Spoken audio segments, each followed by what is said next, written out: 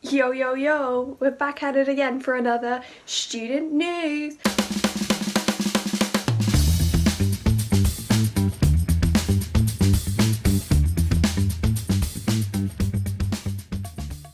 I hope you enjoyed last week. We got a lot of good feedback from some people. Everyone thought I was hilarious, which I already knew, guys, so please keep all that praise down to a minimum. You know, I'm just like all you guys. Well, I do think of myself as above the average person. Insert that clip there. I think of myself as like above the average person. This week we have got like a full 3-course meal coming at you for student news. We have got a little starter of some big headlines coming in from Yasmin, and then we've got our main meal, which is from Rachel, and that's going to be some stuff about the climate. And then we've got some little desserts at the end, which is a little bit of sport, just like last week, but a little bit shorter because God, they went on, didn't they? Joking. So without further ado, I'm going to pass over to Yasmin, who is giving us our headlines. Yasmin, heads, lines up. Da, da, da, da. Hi, I'm Yasmin. I'm here to talk to you a bit about the world news from this week before the map behind me falls off the wall. So, first off, in the US and Russia, the news of the day is the US deployment of a bomber in Norway, seen as a statement that they will protect their interests and their allies in the Arctic region.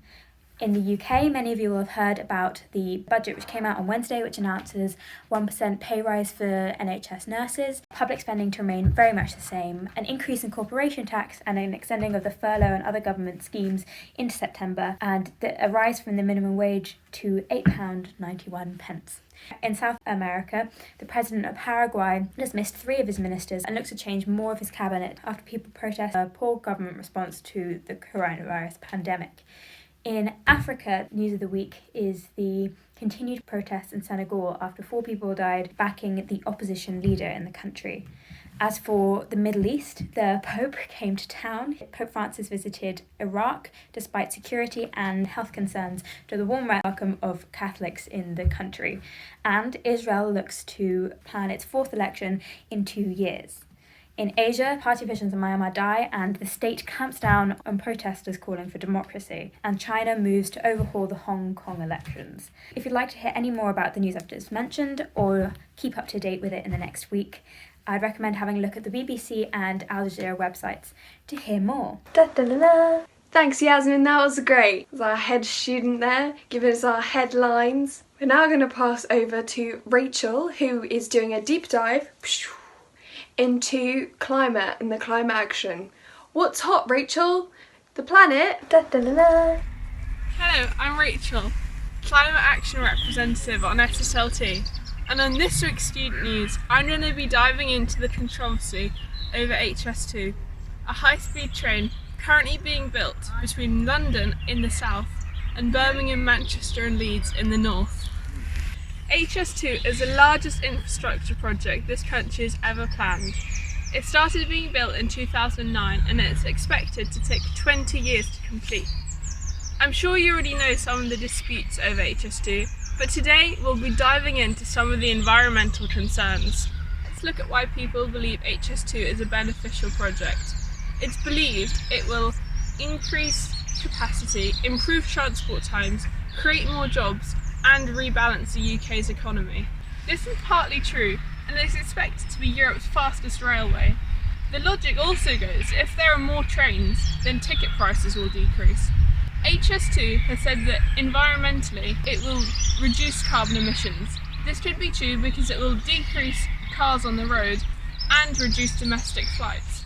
Despite the proposed benefits, there are significant problems with the project.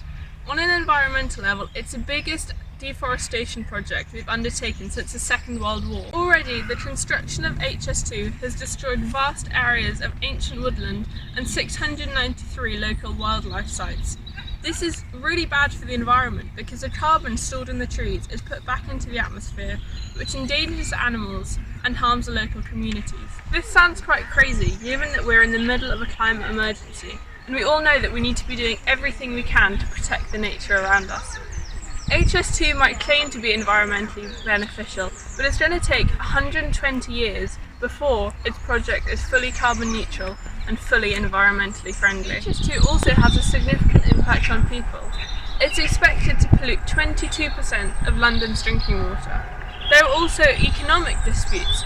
At the start, the government said it would cost £37 billion, and now it's expected to cost £106 billion. That's around £307 million per mile of track. The government realises that it's getting more and more expensive. So is it worth following Boris Johnson and spending these huge amounts of taxpayers' money on a train network that will only decrease transport times by 20 minutes? Maybe you think it would be better to spend our money on green energy initiatives that help the environment now, not in 120 years, given that we are in the midst of a climate emergency. There are huge protests being organised by groups such as Stop HS2 and Extinction Rebellion. In recent weeks, the protesters even built a tunnel underground near Euston Station and locked themselves in to protest against the environmental damage caused by HS2. HS2 is only one of many climate issues in the UK at the moment, and I hope now you'll be able to make up your own mind about whether you think HS2 is a good idea or not. And on that note, back to Gabrielle in the studio. Thanks for that one, Rachel. That was great. We're now going to pass over to another one of our head students, Harry, who is doing a little bit more sport. Hopefully it's not as outdated as it was last week. Sorry about that one, guys. Harry? Hello? Sorry, who is this? No, I haven't been in a car crash. That wasn't my fault, I assure you. Can you please take my number off your phone? Oh, hello! Welcome back to Cheney Sports News. Up first we've got rugby. England are beaten by Wales in the Six Nations due to some controversial referee decisions, if you don't mind me saying. Today's Derby Day as the two Manchester teams take on each other. Liverpool, unfortunately, losing 4 games out of their last 5, including a 4-game loss streak in the Premier League, which hasn't happened before in Liverpool's history. What's going on? Who really knows? When it comes to cricket, it's fair to say England are being well and truly smashed by India. Their only hope, a fresh new call-up from a hot young new prospect. 6! Thanks for watching this week's Cheney Sports Roundup. I hope you enjoyed. Wait. Hello? Is this you again? I can't even drive! Anyway, I hope you enjoyed this week. I hope that you had fun. I hope that you learned something. I hope you had a good first week back at school. If you do see any of us around school, especially me, like I know that you want the autographs, but please keep that down to a minimum, you know, Rona. But pictures, fine, because honestly, we need some pictures of this outfit. Who's she? Who's she? Get her on a red carpet, they say. Well, yes, I'll be there soon. Don't you worry about that one, lads. Have a wonderful weekend, have a wonderful week again, and we'll see you next Friday for more student news. What's Wanderloo plus Wanderloo? Toodaloo!